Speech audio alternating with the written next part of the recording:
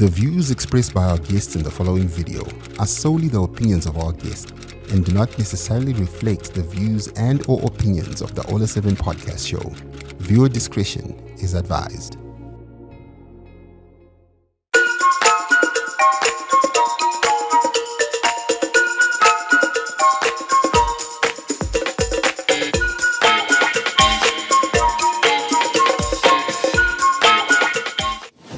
Hello guys, my name is DJ Ola 7 Owen. We're Kwamado the Chief Airman Show on your number one podcast in the land, the Ola 7 podcast under Giant Media. So this is a special edition of On The Spot, the place where we bring you the biggest names and most loved personalities from artists, actors and musicians to sports stars, politicians, religious leaders and also socialites. You name them and we have them here on the number one podcast in the land. So joining us today on The Spot is a man who plays a pivotal role in celebrating Zimbabwean excellence across the globe.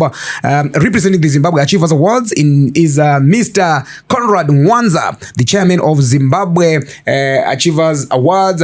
He is the driving force behind this international platform that recognizes, honors, and connects Zimbabweans making their mark both at home and in the diaspora. Today, we sit down with him to discuss the impact of awards, the vision behind the movement, and what lies ahead for Zimbabwean excellence on the global stage. Welcome to the show, Mr. Mwanza. How are you? Hey, Ola. Thank you for having me. Maybe let me also correct you there. Yeah. It's the biggest Zimbabwean podcast in the world. Wow. Maybe let's start there, in the world.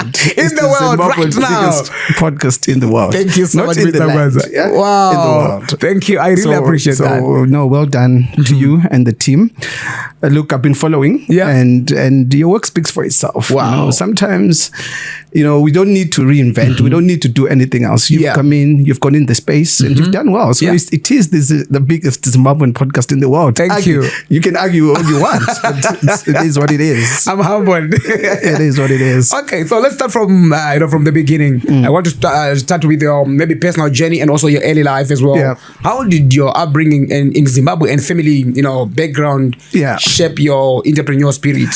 Good one. I mean, look, I was brought up by a single mom, actually from Bulawayo. So, born and bred in Bulawayo by a single mom who then left to the UK years ago, and I was still young. And then I moved with my grandmother. So I remember those early days. I think I was in primary school, but I remember that's where I started selling. Whether mom would send money from the UK, I'll buy my free seats, resell, and that's where I guess the journey started. And you once sold freezes? Yes, I did. Wow. And this was at primary school, by the way. So, So when people, when people are leaving school, that's when we had my freezes in Zimbabwe. And when I went to Milton High School in Bulawayo again, I was the guy to go to for aftershave, for watches. Again, when mom sends money and go South Africa, I'll buy some stuff and come and resell. So the entrepreneurial journey back, I guess, caught me from there. Yeah. So from the early life when my mom was in the UK, and I remember very well when I finished my A levels and it was time for me to go to the UK. I'd raised my own money for my own ticket, etc. So I done that. Yeah. So the entrepreneurial back is something that is born in me or that I learned from my mother and my grandmother who then passed it on to me. So that's the beginning. And also again, Ola, during that time, I must also emphasize that the education we had was quite good. So back then. But we'll talk about that because I want to always talk about the half full, half empty glass. And I'll come back to that. But we had good education. But our education, I guess, also didn't give us that entrepreneurship approach. We were taught to be workers. But I've challenged that from the beginning. So I'm big on education. I think it's not the end of it all. You can still do well even without education. But we had a good base back then. And then and then we'll talk about that and how the exodus started in 2000, how Zimbabweans started going out, etc. So, but that's the early life. I want to understand what really motivated your move to the UK, and how did life in the diaspora change your perspective on success and opportunity? Yeah, no, look, maybe if I draw you a little bit back, let me tell you, when I did my O levels back then, this is back, way back. Yeah. Don't tell my age. When was it, man? We keep saying back then. When was back. This is probably, look, in the 90s. Yeah. And things were very nice. And, I mean, like, you know, if someone worked in industrial areas, there will still be a good life. Yeah. So when I did my O levels, and then, because I was always thinking ahead, and when I did my A levels, in fact, I was always thinking ahead. Yeah. So instead of me waiting for my results to go to apply to university, I used my O levels to apply to Polytech. Oh yeah. Which, if back then, those who remember, you used to get a grant to Poly. Oh yeah. So instead of me waiting for my results, soon after A levels, I went straight to Poly. I was doing marketing. So I got my grants those days. Yeah. So I got a grant, and then, together with what my mom had, to get to South Africa. I hope this, won't come back and bite me. But when I went to South Africa, those days, Cox and cell phones. Yeah. They were only starting to come in. I probably had the first Econet line go blow away. Wow. If I'm not mistaken. Yeah. So I went to South Africa with my grant. What my mom sent me, I bought some cell phones. And then I took a big Cef, those Cef, my washing powder. Oh yes. So I threw it out. I put my phone. I stuffed that with my phones, and then I came back. That's how I smacked them in. Oh yeah. And those phones were hot at the time. Remember, and funny story is when me and my cousin had the phones, I would ask him to call me. So if you're in a public place, you go so that it rings and people be like, about do you make a phone? Like you're the only one. You're the only one, and people will be almost surprised, like wow, you know. So I started. Were you married then? No. Because all the girls will be like, wow. Listen, that was the way to trap the girls. To be honest, because if you're in a public place and if you're in Chicken Inn and everybody rings and everybody will stop, So that was a magnet to do that. I see. So, but I sold those phones, and I remember selling a phone, a pink Siemens, and I sold it for $15,000 back then. It was it was very expensive. Yeah, it was very good money, and that money is what I used to buy my ticket to go to the UK. Okay. So that's how I started my journey to the UK. Yeah. My mom was there, remarried to an English guy, and when it's time for me to go after my A levels, that's when I went. So I quit Poly with my grant that they've given me. I'm going, guys. The chance I granted you. Thank you very much. And then I bought my own ticket, and I bought my. At that time, you have to have traveler's checks. Yeah. And then I went to the UK straight away. So it's been a journey. A really interesting journey. Adapting to new social and cultural environments can be tough. Yeah. How did you personally navigate life in the UK while holding on to your Zimbabwean identity? Yeah. It was tough in the beginning. Look, I had a bit of a soft landing because my mom was already there. So it was a bit softer. Yeah. So I went to a bit of college. But, along the lines, we're young, Ndagara Sika here and there. Yeah. Tried several things that didn't work. So it was quite tough, or mixed up with the wrong people. So those were almost my youth days, So I tried everything. I think I started waking up my 2004-05. That's when I was like, I need to do something about my life. But do you remember some of the things that you tried and didn't work? No, I mean, look, I would probably say what? There was a time to cinema paper. Yeah. UK. Oh yes. So working was almost illegal. Yeah. To be honest. So cinema paper. And things, maybe school, you flunked school or you didn't attend class or Zingwa, So I actually didn't finish my degree. That's something that people don't know. Oh really? No, I didn't finish my degree. I went to college, Croydon. I went there for about a year and a half. You were studying what? I quit. Marketing, business with marketing. Oh, yeah. So I quit. You said no. I quit. I said no, and I was playing with the wrong guys. Hey. We were drinking, the usual. Yeah. So we were lost in diaspora. To be honest, there was almost a lost generation of us who were just coming and we were just directless. Some people started doing nursing. Yeah. So I didn't go that route because I felt like no, I can do better. So I didn't go that route. But there was a lost generation. But we sooner or later, we found ourselves. Yeah. Let's talk about the diaspora experience, identity challenges, and also the community as well. Yeah. Many Zimbabweans abroad struggle with balancing dual identities. Yeah. How do you see Zimbabweans reconciling their heritage with their new cultural surroundings. Yeah. No, I mean, I had a recent podcast with the Ambassador Pete Voles, the British ambassador, very supportive. Yeah. But we spoke about that. But I think people are now embracing that shared identity where some Zimbabweans, or most of the Zimbabweans that are maybe coming from the UK, let me use UK as an example, have dual citizenship or are also British citizens. Yeah. So I think people are starting to embrace the dual identity. Our kids who were born in the diaspora can't speak any of the vernacular languages, for example. So, but the nice thing about it with things like Zimfest and musicians going there is that they are starting to identify, or they want to identify with Zimbabwe, and we see it with Zimbabwe Achievers Awards as well, where the young people still are patriotic about Zimbabwe, who were born in the UK. Yes. So they still want to identify with Zim, which is a good thing. Yeah, that's great. So many Zimbabweans abroad, and known as changes about financial, hurdles. Yeah. Financial hurdles are common in the diaspora. Yeah. What are the recurring economic challenges you've seen Zimbabweans face abroad? No, but you see, Ola, let's talk about the highest rate of divorce. Yeah. It's actually in the diaspora. In diaspora, yeah. Why is that so? Yeah, it's because from an economic perspective, both the husband and wife have to work.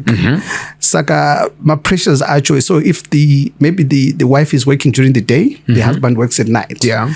And because you don't have help, you don't have much help because there's no doesn't right. Saka, you then have to share that. You can't have a helper in your case. Yeah. It's almost impossible. Yeah. Saka, that pressure and the cost of living, coupled with maybe the wife makes more money than you. So we're not used to that. Because Africa, Africa, you are the man, you provide. Hey, I'll be in the kitchen. Yes. So when we visit people here, they get surprised. Yes. Exactly. I'll be in the kitchen. What's going on? Yeah. So diaspora doesn't do that. You have to iron, you have to wash your dishes, you have to cook as a man. Wow. It's like, I think that culture shock and that economic imbalance where now women are making more money. Yes. Kind of causes, that's what causes the divorce rate. It's very tricky. And I see some most of the cases that we hear from the diaspora, people killing each other. Some they kill their wives. Being violent. And what caused that? Yeah, I mean, look, it's not as big an issue as it might seem, but you have isolated incidents where that happens. But again, it's the same thing where the male or the man has been reduced to that in itself. Or sometimes women, you hear women good. Imagine I've come from because this is what actually happens, especially with the recent COS. So what then happens when the wife has gone to work? It's been working maybe say from 8 in the morning to 8 in the evening. Or you could then face is still remote. So you as a wife, you now have to come and cook again on. So that's where now it causes my frictions. But boys at least you mentioned about the Zimfest connecting with others as well. But I want to understand, raising families abroad comes with challenges and disconnection as well.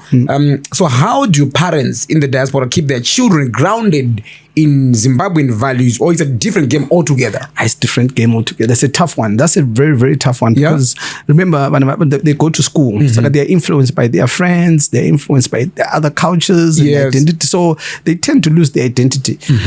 What most people are doing, I guess, is bring children to Zimbabwe for education. Actually, a lot of people are doing that. But it's a tough one, to be honest. It's really, really tough, depending on where you live. So some people also have moved away from the cities where there's danger. That's where you hear about knife crime. They've moved away from that. But it's very difficult because they have to adopt to their adopted host country. You talked about the education as well. I wanted to ask about because the education systems vary widely. How do Zimbabwean parents abroad make choices that align with their cultural and also moral values? It's difficult again because remember the school system in the UK, it's very UK based. It's quite strict on the UK. You can, like, a child can't be absent for certain days. So look, I think it's a case of embracing both the British education system and instilling that maybe your culture, your Zimbabwean culture at home. I think that's the best way to do it. Yeah. You know? But it's really tough because, you know, as kids grow up, they need to sound like their friends. Yes, so you know, they are British in nature and everything else. So it's quite difficult, to be honest. Yeah, but it's trying to instill it at home. Maybe you should also bring them home now and again. Yes, but it's expensive as well, right? It is expensive, but people are doing that. So like I said earlier on, some parents actually send. But you'll probably see that there's been a mushroom of boarding schools who are almost specializing in diaspora. Yes. So the parents would think it's actually much easier to me to send my children to Zimbabwe, to boarding school. Yeah, much better. Then they can get that upbringing. Africa. Yes. Also, when the ones are caught up in the core. Exactly. Okay. Yeah. So community is everything, Mr. Mwanza. You know, I want to understand, how have Zimbabweans abroad, you know, built support networks to uplift each other socially and economically? Yeah.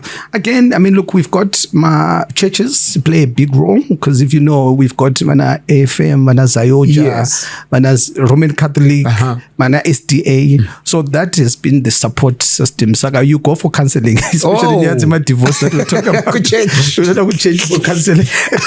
So that's where also the kids will also be grounded. So that's the support system is the churches, to be honest, most of the time. And embassy is also quite supportive. And my groups, my community groups that have been started to talk about things like that. Especially teenagers. Teenagers are the ones that become a problem, because, you know, why? Because they're being teenagers and they're exploring. Like, you know, like I was a teenager once. I was also naughty once. It's part of growth. It's part of growth. But my teenagers are the ones that, you know, we see a bit of problems. But church, my church play a big role. Right, great. So I've been worried about the issue of brain drain. You know, let's talk about brain drain investment and policies as well. Zimbabwe has seen a massive brain drain. So how do you view its impact on national development? Yeah, good. No, look, Ola, let me take you back, because this is my favorite topic, by the way. Let me take you back coming back to 2000, right? My 2000, right? 2000, we had an exodus. We had a lot of people leaving Zimbabwe.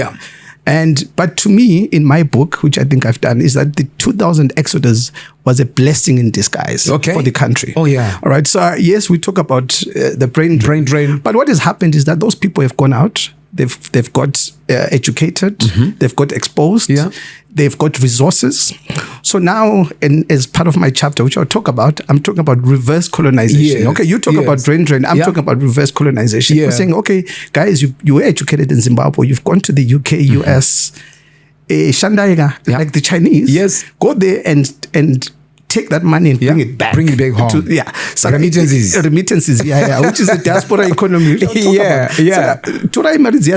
Where we are making a mistake, and whether controversial or not, where we are making a mistake as Zimbabweans is that when we go to the UK, to Chishanda, we are saving all our money in the UK. In the UK. Not back home. Not back home. Whereas the Chinese, when they come here, their main focus is to take and take it back to China. It's also we go to UK, I'm a British citizens. We are keeping our money there. We're buying our houses. We are happy. Our immediate family is happy. We're not thinking of national development. That's where I guess it is. So it's a fragmented approach to investment. So people are investing, they're buying their houses here and there. But look at this, Ola. Do you know that in my remittances from my diasporans, it was 2.2 billion.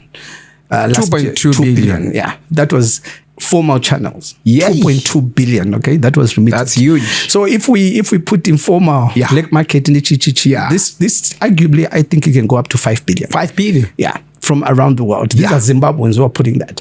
But that money, it doesn't go to investment. It mostly goes to consumable stuff. Where you're sending your mom some money, could I take a Chipo again, you know, and meat and everything else. But if we were to invest a portion of that, even 10%, we'll be competing with the Chinese. True. But we're not doing that. So that's why, even if you look on our program, we're partnered with IOM and AU and Africa Development Bank. And the reason why we did that is because they are also looking for ways of how we can channel our investment in a safer platform. That's what they're looking at. So it's something that we need to work on, Ola. It's still, we still have a long way. A long way to go, true. Yeah. But ngati, let's convert those remittances into... But we are struggling now. UK has taken all our nurses, our doctors. Yeah. You know, now if you go to Parenyaro, you see a few doctors there. Yeah. Lots of them, senior doctors flock to the UK. Yeah. So... Yeah. No, but again, it could be a blessing in disguise, Ola. Yeah. When they get there, let them get to work on the pound and bring it back, because we also need money for national development. Yes. But of course, a lot of people are not guys. You know, I remember my HomeLink. Yes. But I'm not before we had bad experiences with investing back home. I think that's where it is. So there is a need to connect, or for the government to proactively. The diaspora in a way that is give them reassurance, but the diasporans also shouldn't sleep on the opportunities that are in them. So you see, we are sleeping on the opportunities, and we'll be crying, my Chinese are they are making money. What are we doing about it? So Isusu also, as my diasporans, we also need to play a part in active opportunities that are in them. I don't want them opportunities actually. But we can cry all we want. You know, let's come in and also invest. That's really powerful. So what strategies could realistically attract skilled Zimbabweans abroad back home to contribute?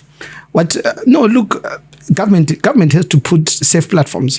But the nice thing is that, like I said to you, when AU, when IOM, which is a UN organization, are proactively looking for ways to make this a safer way to invest. Just people are afraid to lose their money. That's what it is. It's just, hey, next time, what then happens to my investment? It's just finding a soft spot between government, my organizations like the AU and the diaspora to find because if we sleep on this, my Chinese are making money here. The Chinese are making money. So we can't cry and say, but guys, my Chinese are what about us? So we also have to play an active role. I want to understand from your vantage point, what policy reforms, you know, would make Zimbabwe more attractive for diaspora returnees? I think they are already there, but it's almost like the way they do we call it, there's an organization, you know, the Foreign Direct Investment, FDI. We want the diaspora to be treated the same as DDI. DDI capital, Direct Diaspora Investment. Which will be protected the same way as an FDI. And FDI, on most of these diasporans, by the way, are already British anyway, or they are Australian or American in the nature. So when they put their money here, they should be protected as well, because the biggest challenge is guys, I'm married with Zimbabwe. That's the biggest thing. It goes in, it doesn't come out. So the Reserve Bank need to guarantee kuti mukaisa mari yenyu kuZimbabwe, you'll be able to take it back as it is. DDI, Diaspora Direct Investment. Yes, I like that. DDI. Yes, I like because we are our own DDI. I mean, I speak about this on my book. We are our own diaspora. We need to have that, because look, our economy is worth $5 billion. So, you know, it's $5 billion worth of dollars that come to Zimbabwe. I mean, that's a lot of money. On the positive side. Can you just share your successful diaspora-led initiatives that have led significantly, you know, impacted Zimbabwe's economy or society? No, look, again, when we started Zimbabwe Achievers in 2010, it's 15 years, of solid 15 years of ups and downs, knocks, and, you know. But what happened, like, when we started, and I remember this very well, and people maybe might not, it was so uncool to be Zimbabwean, especially in the UK.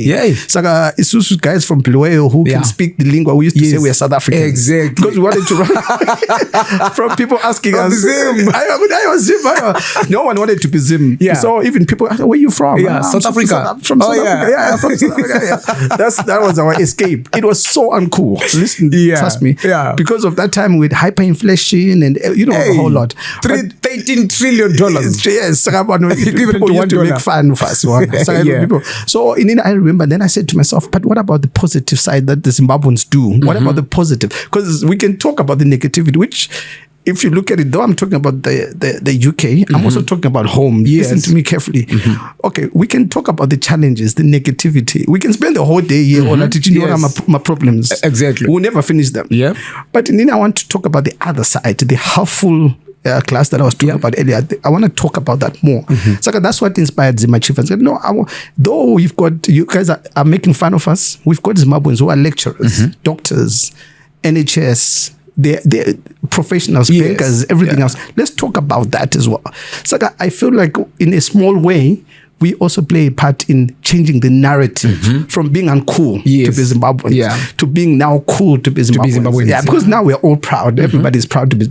And also, I guess government is missing a point. There's a disconnect between diaspora and government. There's a mistrust that is happening. But guess what? Through Zim Achievers, there is no unpatriotic Zimbabwean that I've ever come across. Everybody wants to be. So the only thing that the government needs to do is to say, we see you. We appreciate what you do. That's all. They don't even need to do, you know, if I talk to the president, a 5-minute video, which it wherever you are as a diaspora, whether you are in New Zealand, in China, you find Zimbabweans everywhere. By the way. All over. Wherever you are, whether you are there was a time of controversy to you looking after my grannies, it doesn't matter. Wherever you are, as the president of Zimbabwe, we appreciate you. We are proud of you as a Zimbabwean. That's all the diaspora wants. Wow. Guess what? That message alone will make people proud to be Zimbabweans. Because they are already proud, but they will feel recognized. That's all they want. From my own research, they are saying we just need to be recognized. We just want to be seen. You see our remittances. Some people talk about voting. Okay, exactly. So I know that's a very controversial. But we're sending money and we're not able to vote.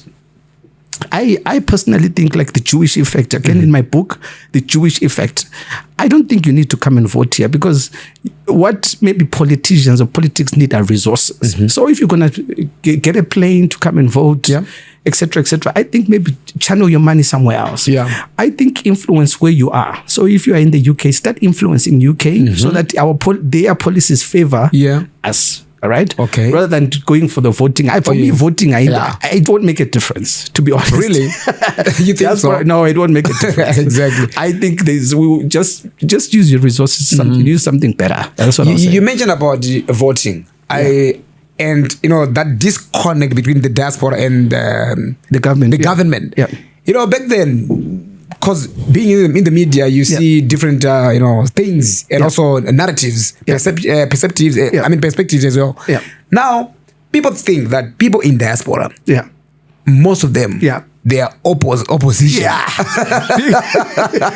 They oppose the government. Because of the policies. But the people in the diaspora, they are more exposed to the first world countries or some of these practices that is in Zimbabwe compared to first world. Like, guys, we're still far. And the way they criticize the government, sometimes maybe it's too much. Or maybe it's the way it engages or what is much. Big mistake. Big mistake. Number one, the government does. Not everybody is opposition.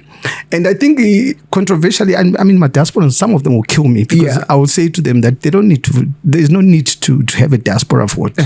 Let's, we can influence policy by our money. Guys, we've got 200 million here. This is what we want as a policy. The government won't ignore you. So for me, vote with your money than with your ex. That's number one. Number two, so definitely it's not everybody who's opposition. But what also happened is that during the time 2000 DAA, it was easy to go on my paper by saying opposition.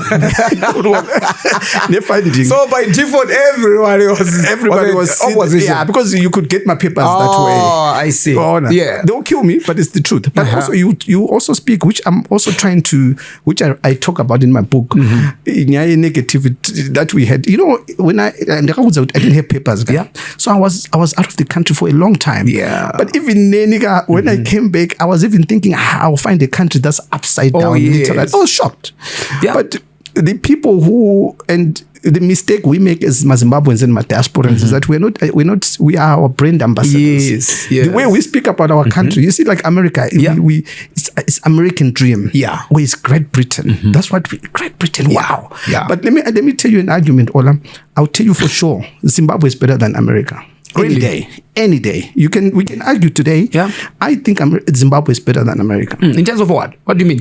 everything. Okay, now, number one, we've got one of the most peaceful countries in the world, loving people. You know, in my book, I say the Zimbabwe's biggest resource are its people. Yeah. And because when people come here, they always comment about the people of Zimbabwe. We've got a youth that is enterprising. That's looking 50 out of it, just looking for $1 out of 50 cents. They're not violent. Yeah. So that peace, that safety is number one. I travel quite a lot around the world. There's not many countries like Zimbabwe. And we should build on that, I think. But so we've got resources. Yeah. So we've been sold a dream by America to think that America is better than us. It's not. It's not. It's really, really not. And people always want to think, again, because maybe I've done it, think UK is necessarily better. It's not either. I think, like your story, or which I would, you tell. Yeah. But your story is you can make it in Zim. Yeah. And people are making it in Zim. Look at our Wignell. Yeah. They are making it in Zim. Very true. And it's not good. Some people argue that, Wignell is connected. Yes. But how many people are? Very many people. I mean, so many people are connected, but they are not successful. They're not Wignell. Yeah. So I also argue that we need more Wignells. Okay. We need more of the weaknesses in terms of the same Wignells in Zimbabwe. And because the other big mistake we make is that if you become successful, maybe or you're politically connected or whatever it is. No, if you are successful, let's encourage more people to be successful. Let's celebrate them. Let's honor them. It's, Wignell could be our Elon Musk. For all we know. Yeah. But why should we shoot him down for doing what he's doing? If I could do it, I would do it. I mean, if I could be in a position what Wignell is, I would do it. For my family, for my friends, I would do it. But we need more of those. Yeah, we need more Wignells. We need more Wignells, not just one. We need more.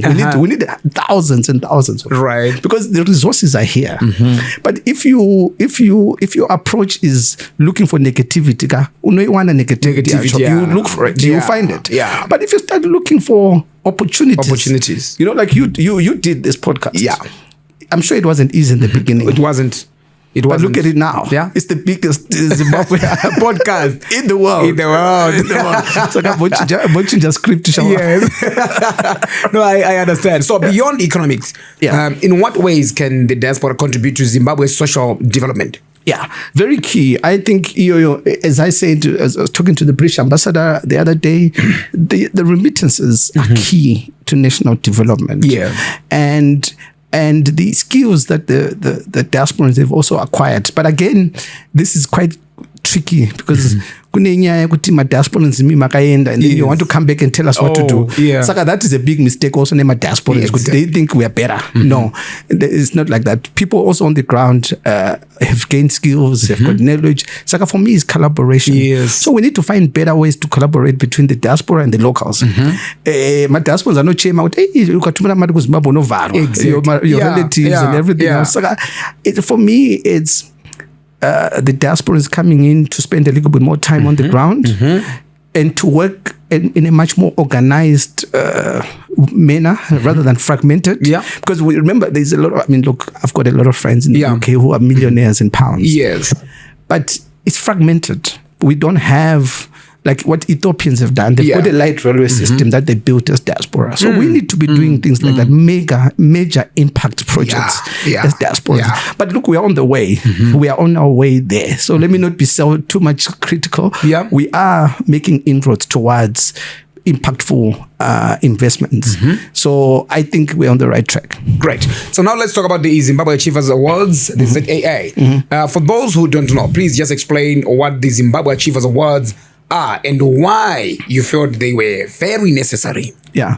No, again, Ola, I told you about the way we look at ourselves as Zimbabweans. Yes. It's very key. What if you've got children, what you say to your children is what they become. I talk about the Zimbabwean Dream. Zimbabwe is great. So we need to, the words that we out of our mouth is what becomes our reality. That's what becomes our reality. So the Zimbabwe Achievers Awards is meant to celebrate, it's meant to encourage people like yourself, who against all odds have built the biggest podcast, the Zimbabwean podcast in the world. Thank you. Because against all odds you've done that. So we're supposed to celebrate that more. So where we make a mistake is that we look down on our country, we beat it down, we shun it. Yeah. My diasporans will be writing, like you were saying earlier on social media, hey, Zimbabwe, exactly. But by doing that, you're discouraging people from coming to Zimbabwe. Yeah. But guess when they come to Zimbabwe here, they're going to employ your sekuru. Exactly. And they're going to spend money here in your country. So they always think, if we talk bad about Zimbabwe to affect my politicians, those guys are good. Yes. You're affecting the grassroots. So let's talk positive about our country. Let's sell our country. Yeah. Zimbabwe Achievers is about celebrating that. It's about celebrating role models, so that in a young person who is in Glenora or in a suburb in Juve, in Bulawayo, can see that I can be an Ola as well. Exactly. That's what we're celebrating. I can be an Ola. It's possible to make it in Zim. And I've got a story of a guy that we celebrated this year, Aaron Kumanjin. Oh, yeah. He's built a big real estate development company without political connections. Wow. With just hard work, resilience, education. He's built a multi-million-dollar company. Wow. Here in Zimbabwe. That's big. Yeah, that's big. Yeah. It is possible. So that's what I want people to look at. Stop looking at the negativity. They'll always be there. Yes. Let's focus on the half-full glass, which is the positive. Where do I look for opportunities in that positiveness? Yes. So that's what Zimbabwe Achievers Awards is about. It's about celebrating positivity. It's about celebrating each other. It's about celebrating role models, so that the next generation doesn't, when you talk about Zimbabwe, what do you see? You should see a land of opportunities. So now, a safe place. Before the ZAA, platforms like Nama and Zima rarely focus on diaspora or even achievements from the diaspora. Yeah. What gap did you see, and how did the community react when you first launched it in 2010? Yeah. No, look, we were focused more on the diaspora, to be honest. So remember, we've only done our first one in Zimbabwe this year. Yeah. After 15 years. 15 years. After 15 years. It used to be in Australia, the UK. So Australia, US, Canada, South Africa is actually one of our biggest. Yep. And now we've come home. But I think we played a significant part in changing the narrative. The narrative, the narrative. In South Africa, for example, we still have a long way to go. Yeah. Because, when we go to South Africa, here's another thing. Because of our diaspora, Zimbabwe has a perception problem. Because when we go to South Africa, an ordinary South African today would probably think this is a graveyard. Zimbabwe. Do you know that a person not going to he can, when you say you're Zimbabwean, they will feel sorry for you. Because they'll be thinking it's got a perception issue. And I've done programs, like some of my initiatives where I've brought in celebrities. Before I brought in Connie Ferguson, I brought in Manapeo Tusi to come to Zimbabwe. Yeah. And people get pleasantly surprised. Zimbabwe is actually not bad. Nice. It's really not bad. And I remember somebody else also saying to me, South African government in Emari, but the Vanuatu are Namari. Or is the Zimbabwean government in Emari, but the Vanuatu are Emari. It's the opposite. And I've been look. I in my book I've been shocked, Ola, and let me tell you, I'm shocked because. And people would, and I've been asking people, so I'm a politicians, that these people connected to power, because I'm seeing, like, my GD6, like, maybe there's a place where you go and queue. Exactly. Opio back GD6. Yeah, my GD6, like, my Ford Ranger. Yes. It's like, what's going on? There's big cars everywhere. There's new cars, there's luxury cars, even the small cars. Yeah. And these people are using US dollars to fuel their cars. Very true. I'm looking at the people of the building in Harare. Yeah. I mean, or across the country. It's crazy. So where is this money coming? Are these people all politically connected? So all my message I'm saying to people, guys, don't look at the negativity. Concentrate on the half full glass. Zimbabwe is a great country. Yes. Very great, because it's got the basis, the foundation is good. Look for the opportunities. There are plenty plus. So building credibility in awards is tough. Yeah. How did you manage to expand the ZAA across continents, South Africa, US, Australia, Canada, in a culture where many people think, awards are rigged? Yeah. Well done. That's a very good question. Look, coming to Zimbabwe was a different terrain. Yeah. And I think now we are also having a bit of a fatigue. Awards. I don't know if I'm making sense. Yeah. When we came here, we had Kudivanmano Badara to get an award. An award, yeah. Yeah, we don't do that. So we don't charge people to get an award. Okay. As ZAA. So it was a tough, but kune fatigue. There's a lot of awards that are happening and people are seeing as if they're just dishing awards for money. So the credibility element of it is quite tough. But for us, it's on merit. We look for things on merit. Like if Ola 7, whether you want it or not, it is the biggest broadcast. So you can't argue against that. People like Aaron Kumanche that I spoke about earlier on. So we want to celebrate. For us, it's not driven by financial gain or resources. For us, it's driven by the bigger picture of what we want to do. That's why hence I penciled my book of the Zimbabwean Dream on the basis that let someone else see Ola of who they are and what the impact they are doing and they can inspire the next generation. So I mean, our credibility also comes from that 15 years of continuously and being perseverance and being consistent is what has given us credibility. So just can you just walk us through how the ZAA winners are chosen? Is it by public voting, a board decision, or both? Yeah, both. No, so Diaspora is usually we open up nominations in the Diaspora. We open up nominations, people nominate, then we have a long list, usually maybe 10 per category. Then our panel, our independent panel will look at that and shortlist to about 5. Yeah. We then go back, and this is people sometimes they don't, we then go back to the public for voting. Okay. But the voting part of it is not that it's a popularity contest. We say that it's a consultation. We are consulting the public. Oh, yeah. And then we see if someone has got the high votes, they've got a good profile. And they're taking everything else, then they become a winner. But sometimes you could have somebody else with a good votes because Vanenguva to go on social media and campaign, but the profile is not good. Exactly. So you compare those things and look. So it's not a popularity contest. So Zimbabwe, which was a bit different, is that we then set up an independent panel, which we're doing honoraries now. We did honoraries in Zimbabwe, where we are looking at people in different industries and seeing what they're doing. That's how we identify my Achievers Awards. That's really great. So public, skepticism, often says in courts, they only give that award to their friends, or their friend, or he paid for it. You know what I mean? Yes. So how do you respond to those concerns, and how does ZAA ensure fairness? Well, a very good example. We've never met. Yeah, that's very true. That's very true. I mean, I've watched you from afar, and you've done well.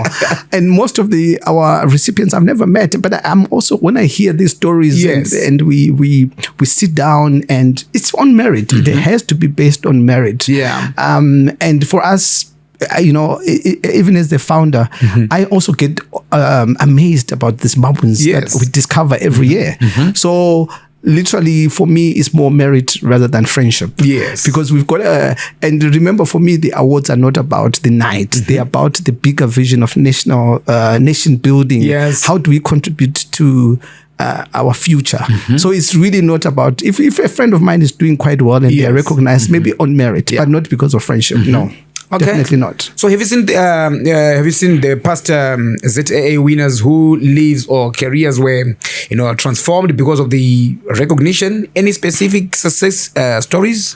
No, look, let me give you an example. There's a young lady, I know Stephanie Travers. Yeah. Stephanie Travers was the first black woman to be on F1 with Lewis Hamilton.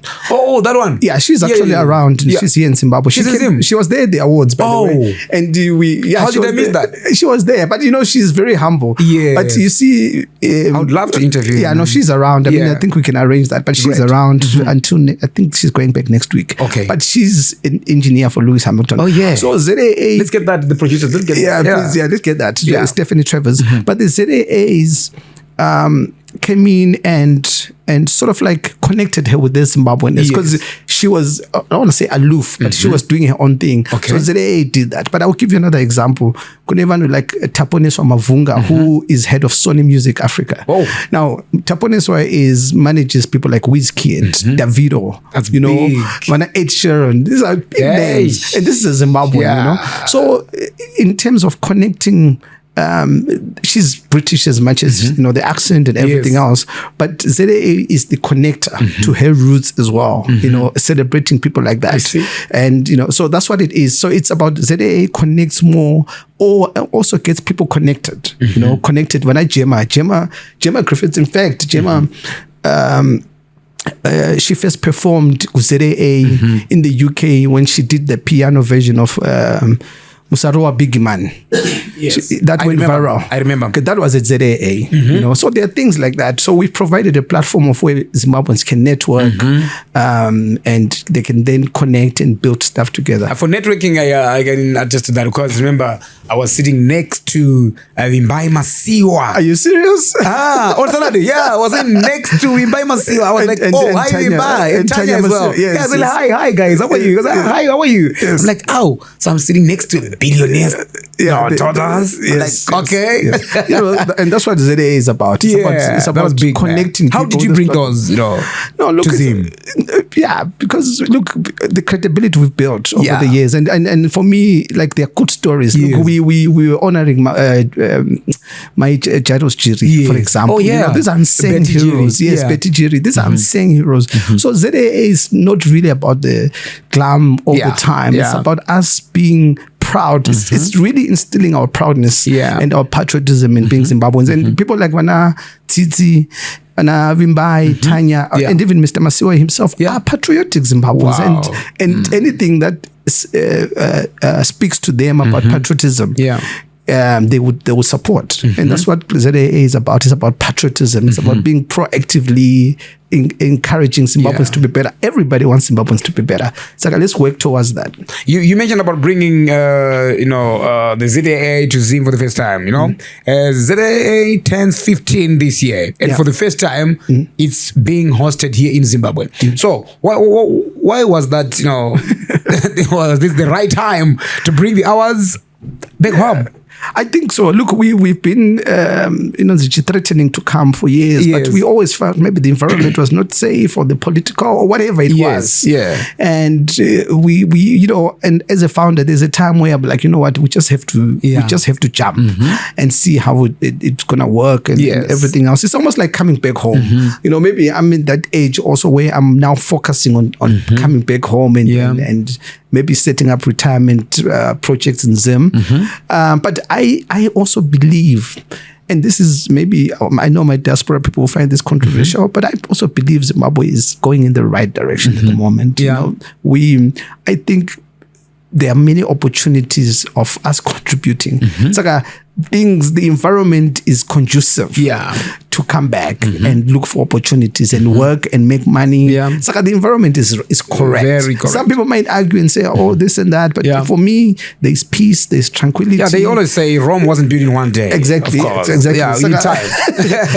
Step by step. The environment is good for people to come back. I think, and I'm also happy to say that maybe through ZAA and through the Diaspora Forum, we did a Diaspora, people are starting to come back. People are starting to invest. We've got a lot of Zimbabweans, and by the way, a lot of white Zimbabweans who have come back from abroad. So that it's all it's all leading to a positive direction, I think. Okay. So organizing global events is not easy.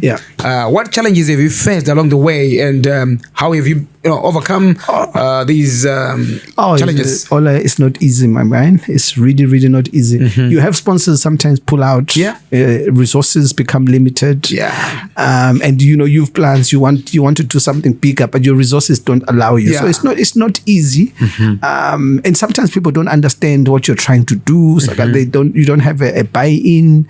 But I mean, it's as much as I say Zim has been refreshing in a way, both good and bad. Like I said, there's a fatigue of awards. So everybody else is thinking you're after their money. When we say, Ola, you're getting an award, you're expecting to say, can you pay this amount? Exactly. We don't do that. So it's been a challenge in the fact that we are misunderstood as one of the many awards that are there that are looking for money. We also corporates tend to be tired also of awards because there's quite a lot of them. So it was kind of difficult to enter like that. So we had people coming in, we'll support you. And then after a week, no, we've pulled out. Yeah. So that was a bit tough. But, you know, in God's grace, if you want to call it this way, we managed to pull it off. And with a fantastic partner in IOM and AU and Africa Development Bank and many other partners that came in, like Lake City. Yes. You know, there's a city that's being built in Lake Chivero. For me, that's futuristic. And that's what ZAA is about. It's about supporting futuristic projects that are playing a part in national development. For me, Ola, I'm talking about national development. Yeah. Collaboration, national development. And as in my book was saying, the president is saying, but literally it's the truth. Because it's not going to be the president. It's not going to be anybody. It's going to be you and me. No one else will beat our country for us. Let's not wait for we are going to be the ones. And we are the custodians. Exactly. So people are waiting for something. Don't wait for the president to do anything. And I'm in all due respect, I'm not saying this in a bad way. I'm saying that it's literally our country. I mean, I use a lot of InDrive when I'm here. And I hear different stories from my drivers. Some are negative, some actually making it work. Someone was telling me that he makes 6,000 a month from, he bought one car, then he managed to save and bought another one, and then he bought my combis here and there. But this guy has got a degree in economics. He said, I don't even need to go to work because I make $6,000 dollars a month. Just so no connections. That's big. Nothing.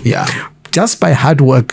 So I'm saying to people, guys, the way we talk about our country and the way we approach problems is what's going to make a difference. So we are told America is great. Zimbabwe is greater. That's what I believe. Are there any plans to add new categories or even expand the ZAA into other African countries beyond where it already exists? Look, Ola, what a lot of people don't know, and my biggest, I've got another award ceremony called the Global African Awards, which is bigger than ZAA, but not bigger in that aspect. It's more a continental approach, but we've also done that in the UK mostly. So we are partnering up with the AU to expand that, which is the Global African Awards. It's just a Pan-Africanism in me. And, you know, I've actually moved from UK to Joburg and Harare, so I'm in between those three countries. But my drive for me is same as the Zimbabwean Dream that I speak about. And what I've been speaking about Zimbabwe is the same message that we should be adopting for the continent. We think it's a dark continent. It's not. It's not.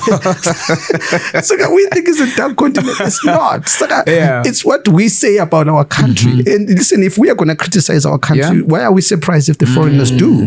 So we have to be the first ones. I mean, this is my passionate project, my passionate thing. We have to be the first ones to promote our country. You know, so for anyone, for me, I get even offended by someone who's writing, criticizing. It's not helping anybody. It's literally not. Let's contribute positively and find a way to contribute towards national development. Are you typing to build or are you typing to destroy? Great. So, you know, the ZAA has honored global names like Danai, Gurira, and also Chipo, Chung. How do such recognitions influence the identity and pride of the Zimbabweans, the Zimbabwean diaspora? Good. I mean, look, the names you mentioned, Shingi Shoniwa, my sister Shingi Shoniwa. And you know what I Derek Chisora, you know what I discovered with ZAA, and this is something that's why I was saying earlier on, there is no Zimbabwean who's not patriotic. Saka, I remember when we identifying Shingi or even Stephanie Travers, because we were thought these are big names and they're on the world stage, they're probably not going to be interested. And you know, I remember Tandy Newton even one time, these people are untouchable. But once you mention Zimbabwe, the smile, the change, the patriotism, Saka, that's what we've sort of like built on, and these people want to identify with their country. That's the unique thing about mama celebrities, if you want to call it, or the big names. You know, Taponis are not small names. They are big names, and, you know, but they want to identify with their country. They've got that connect. Whether there's an umbilical cord, they've got that connect with the Zimbabwe. So it speaks to what they love. That's why it became a little bit easy for us. Great. Now let's talk about the Zimbabwean Dream, you know, legacy and the future. In 2023, you launched 2025 actually. 2025. You launched your book. Recently, just the Zimbabwean Dream. So how does it reflect the dreams, struggles and resilience of Zimbabweans at home and abroad. I'm actually holding the book now. Yes. Yeah, this is the book. Yeah, no, very beautiful. Yeah, no, Ola, look. Let me maybe go through some of the, and I'll just do an overview. I want to just go through some of the. I spoke about my foundation, which is my mom and everything else. Yeah. But on my second chapter, I speak about Zimbabwe's biggest resource is its people. Its people. Remember, we spoke about that. Yes. It's so, guys, this country is going to be made great by us. I mean, that's what I'm saying. No one else. No one else. So that's why I'm talking about there. So if I look at another chapter, and then I talk about a new kind of politics. Controversially, new kind of politics. I always say to people that we've got opposition and government. Do you know that opposition's role is not to, because I feel like sometimes we're too polarized. Yes. The role of the opposition is not to destroy the ruling party. The role of the opposition is to contribute to national development. Saka national development. Saka the way when I talk about new kind of politics, like if we are best friends and you support ZANU and I'm opposition, it shouldn't be a problem. We should argue our policies, argue our differences, and have a drink afterwards. Yeah. Absolutely nothing wrong with that. But it's just we are polarized. If you are seen with Ola, your association, if in as opposition, I'm sitting with Ola, but it shouldn't be like that. So on that, I'm alluding on a new kind of politics that's tolerant, that works together as opposition. When there's national events, opposition. Well, UK does one. Exactly. When there's national events, the opposition leader is there, the president is there, the prime minister is there, and they are going together. So we're not enemies. Even in my household, my wife can be opposition, and it shouldn't be. So it's like supporting Liverpool and the wife supporting Man U. Yes, no problem. Don't argue, but we still love each other. That's the which guy. It's okay. It's okay. But after the match, back to it should be the same. We should be same with politics. You don't go to sing and then guys, you want congratulations. Let's keep it moving. It's like I'm preaching more tolerance on our way we do politics. Lovely. Yeah. It's like let's collaborate more. It's okay. Let's tolerate each other. So I spoke about a new kind of politics, and then I also speak about the exodus, which I spoke about earlier on of 2000. Was a blessing in disguise. You speaking about brain drain. I'm talking about reverse colonization, where now let's take those resources and bring them back home. Let me take off my glasses quickly. The Jewish effect. Okay, the Jewish effect. You were talking earlier on about my votes. Yes. For me, the Jewish effect says, wherever you are as a Zimbabwean, you can contribute and become influential. See, the reason why the Israel, and this is, we can't touch Israel right now, why Israel is so powerful is not because, it's because of its diaspora. And they are influencing the American government, the American government to favor policies that favor Israel. That's why you can't touch it. And the Jews are the most powerful nation, diaspora. In fact, diaspora comes from Jewish. I don't know if you know that. And the Irish. So, the Jewish effect is, as Zimbabweans, let's also change our mindset and think Jewish. Let's be almost selfishly Zimbabwean. Let's selfishly promote each other. That's what I talk about, the Jewish effect. So I talk about, again, the diaspora, the value of the diaspora economy. I spoke about that, 5 billion that comes in. I'm also talking about things like we have to dream big. Again, I'm coming back. I'll probably come back to Wicknell again because this, again, it might be controversial. But for me, we have to dream big. Wicknell is dreaming big. He's doing whatever he's doing. We need more young people to think they can be like Wicknell. Let's not shoot him down and think he's, in fact, let's encourage more people to do that. And I guess part of that, you probably asked me a question on that. But for me, it's very, very key that we support and promote people like Wicknell, not shoot them down. Look, the Second Republic, building on progress. I'm also, as much as anything else, as I come into the country, I'm seeing improvements. For me, before we couldn't take money off the ATM. To me, that's progress. Now we are able to swipe my Visa card from the UK. I can go to a restaurant. These things never used to happen. You can get your money anytime. I can get my money anytime. I can swipe in a restaurant. These things never used to happen. So I'm seeing a lot of progress. So the book generally is talking about how we can leverage our network and our Zimbabweanness and our education and our enterprising our youth into contributing to national development. It's really cool. So where can people get this book? Because it's really interesting from what you are saying here. Yeah.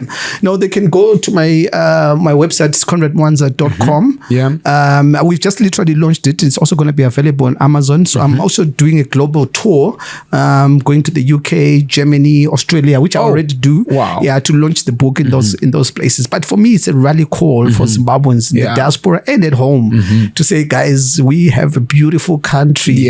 It's not, let's not wait for the Chinese to come and take and build your own country. No one else will. It's a really cool. Great. So now technology and innovation are changing the way diasporas connect, with home.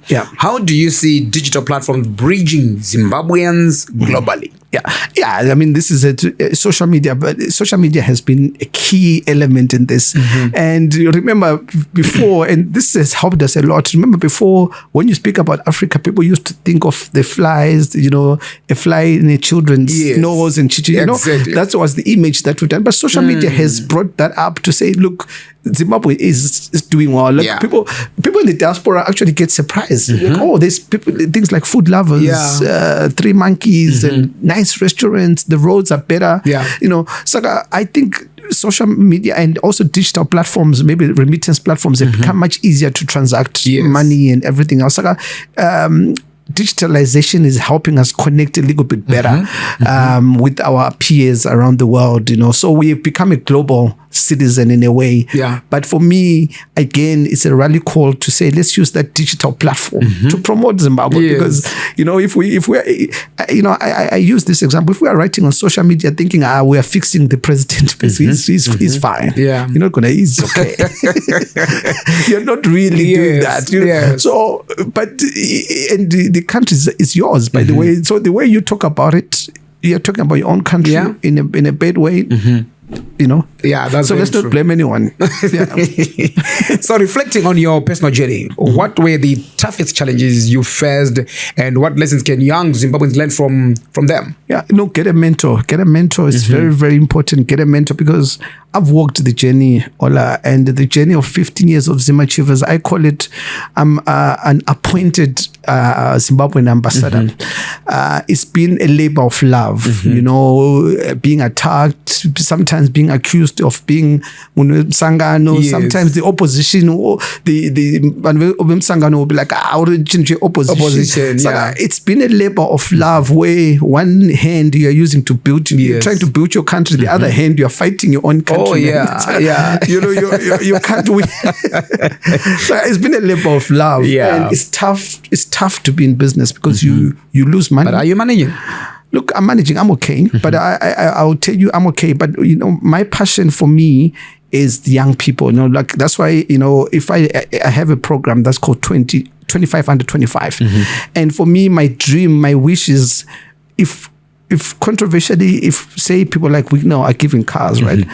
I would maybe encourage them to say, look, and let me talk about this, because the young people, we talk about AI today. Do you know that in Zim, AI, I started hearing about AI in 2018, this boat thing that they're talking about. I started hearing. So there's a lot of intelligent, young, enterprising Zimbabweans who are leaking resources. So I would identify 2 people per province, young people under 25, one girl, one boy who have got good projects, but just need a little bit of funding. You'll be surprised they need $10,000. If you give them that's maybe per province too. That's 20,000. These people get laptops or get internet. But we could discover the next Facebook founder in Zimbabwe. We have, so our youth just need that support. So yes, in a way, I'm okay. I've swam with the sharks. I've fallen down many times, and I get up. It's not easy. Trust me, in business, it's not easy. You get short. You lose so much money. I've lost millions chasing my dreams. But for me, it's about my kids. It's now about the next generation. What can we do for them? But Zimbabwe has got a nice foundation. You probably, since I came here, the passion that I have for my country is, I feel like we are really not seeing what we have. We're not seeing it. We are really not, we don't know what we have. We think we've got a bad country. Actually, it's the opposite. Yeah. We've got one of the best countries in the world. And the sooner we realize, the better. But let's invest in our youth. Our youth. Yeah. Yes. That's very, very powerful. Mr. Mwanza, finally, as you look ahead, what legacy do you hope to leave through the ZAA, your work, your vision for the next generation of Zimbabwe, both at home and abroad? Thank you, Ola. That's a good question. For me, it's to change the perception of Zimbabwe. I think Zimbabwe has got one of the biggest perception issues in the world again, because we are seen as a dump site, we are seen as a graveyard, and I want to change the narrative. And I probably want to be remembered as somebody who persevered on changing the perception of Zimbabwe and changing the way people think about their own country. It's the way it's the mindset. Remember, the biggest thing here, I'm not asking people to do anything, it's the mindset. When you wake up in the morning and just my problems you never. But if you look and say, how can I play a part here? How can I do that? When I scored, from a garden boy to wherever he is now, he didn't sit and say, oh, Saka, all I'm saying is, let's celebrate our entrepreneurs. Let's celebrate our pioneers. Let us change the perception of the country, and let's play a part in national development. It's not going to take anybody. It's not going to take the president or the politicians. It's literally going to take you and me, wherever you are, whether you're in Fakose, you are in Mbinga. You have a part to play in our national development, in building our pride. So I really want people to be proud of Zimbabwe and who we are. That's my dream. Before you go, maybe your parting shots. Parting shots, let's build Zimbabwe, guys. This is the Zimbabwean dream. Is for all of us to contribute to. Ola, you are contributing to the Zimbabwean dream. You've got the biggest podcast in the world, as I said earlier on. And some other young people can learn from you. You are building Zimbabwe. You are being part of the Zimbabwean dream. All of us can be part of that Zimbabwean dream. So I'm saying, guys, let's build our own country. No one else will. Thank you so much, Mr. Conrad Mwanza. I'm going to read this book after this podcast. I'll go through the book because I think there are good nuggets there. Some nice nuggets because my chapters are quite interesting. New kind of politics. New kind of politics, exactly. We have to dream big, the mindset that built the nations. The mindset. The Second Republic building on progress. Oh, there's a lot of things here. Wow, the value of diaspora economy. That 5 billion I spoke about. Wow, that's big. This is big. About how many chapters? I think it's on 22 chapters. It's a short book, but it's really straight to the point. Also, how culture shapes national unity and global image. Culture. Our Oliver Mtukudzi. I love this, man. Every Zimbabwean is an ambassador. On the roads of Harare, the stories, three stories, three realities. My Uber drivers I was telling you about. Some the way you approach things. Some of them are negative, some are positive. So it's different stories, but different outcomes. I'm going to read this one. It's quite interesting. Where peace lives silently. Zimbabwe's perception. Zimbabwe is peaceful, guys. Look, I live in SA. People, a lot of Zimbabweans are afraid to go to SA because it's safe. Zim is peaceful. And chapter 14 says the quiet boom. What's that? The quiet boom. Again, Zimbabwe is okay. Do you know there's a report that came? We've grew by 7%. There's a quiet storm. I talk about those cars that I was talking about, the construction. Where the challenge is it hasn't trickled down to the masses, right? But there's a quiet boom that is happening in Zimbabwe and that no one is talking about. But a lot of people are starting to see it. My Chinese. So there is an economic revival that's happening. Is quiet because people don't know about it in the world because we are seen as a graveyard. But there is something happening in Zimbabwe that is positive. Because he actually said in chapter 16, land reform that led to the mining revolution. Good. Yes. Remember, and again, because South Africa, they've got a problem there. But and I heard one of the guys there who was there, Mr. Chibamu, who got a farm, and in that farm, obviously they discovered a belt. He's doing so well. So that land reform has given our black Zimbabweans mining as well from their. So you thought you're getting a farm, but you're also getting a mine. Yeah. So that also led to that. But we've got a lot of black commercial farmers. Yes. We've got a lot of black miners now, and that's. I mean, look, I think people maybe people don't know this. Yeah. But there's a lot of people in the mining sector, black, that are making money. Yeah. There's a lot of people in the commercial farming that are making money, tobacco farming that are making money. So nobody's talking about these things. But these things emulated from the land reform. If the land reform wasn't going to happen, these benefits that we're seeing now were not going to be realized. So that's what it is. That's what I'm talking about there. Thank you so much, Mr. Mwanza, for coming. Yes, Mr. Ola. Hope to see you again at the next Zim Achievers Awards. Yes, I will invite you. Here's an open invitation. I think you should come to either Australia on the November, or the UK or South Africa in December, or the UK next year, May. November, Australia this year. This year, yes. I would love to be in Australia. Mr. Mwanza, please make it happen. I think let's do a podcast there. We're making it happen. It's an open invitation. There we go. Guys, pray for me that I'll get a visa. A visa originates a visa. Because we've got a partnership with the Australian embassy. They were also there, by the way. Please accept. Ola, remember, Ola, you are the biggest. Come on, you're the biggest podcast guy. I'll be very honored. So I think let's do a podcast. We can do a series. Let's do a partnership. A series. Oh, that's great. We'll follow up and do this. I'm in.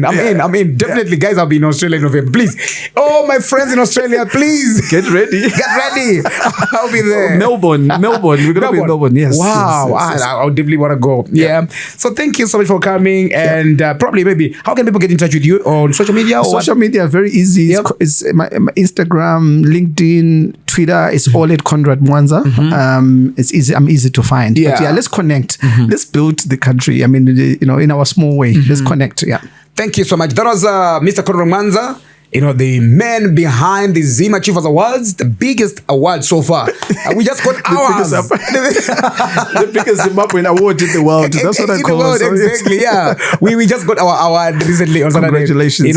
Thank you so much for recognizing us as well. So, guys, go check him out on social media. Please, I think I'm going to wonder about this, country, and he's very passionate about the country as well. Yeah. That's really something very interesting. Because when they go to diaspora, they start bashing the country, this and that, talking bad about the country. But he's got a different narrative altogether. He's pushing a different narrative. So thank you so much for coming, and thank you so much for watching all our viewers. Until next time, my name is DJ Ola7 Owen. We're Commodore signing out. Bye bye.